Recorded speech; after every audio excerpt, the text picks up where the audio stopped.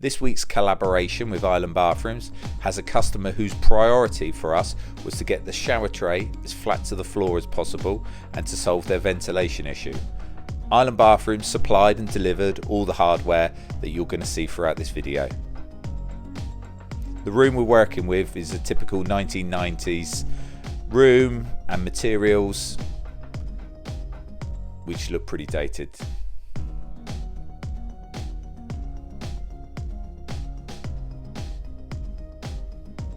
This is Alfred. He's amazing. Our customers appreciate his eye for detail. First stage, we always strip back the room, strip it back to the studs, gut it to the studs as we like to say. It's the only way to work. Get everything out, blank canvas, start again. Moving forward about 8 days, you can see the tiling has started. These tiles are rectified edges, which means you can get the grout joints pretty close together. These tiles are 1 meter long by 300 high, laid in a stacked landscape formation.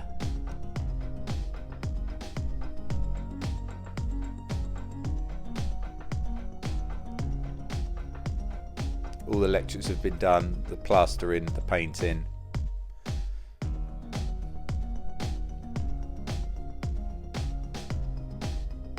Job's now completed.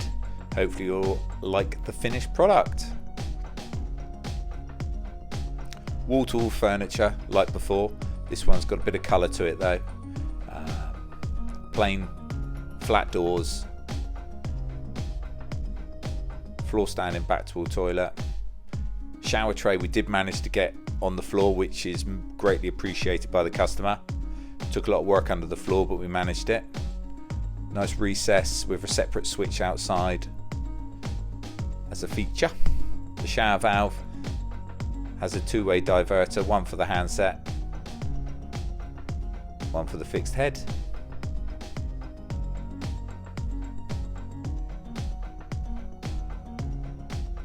Single pivot glass door.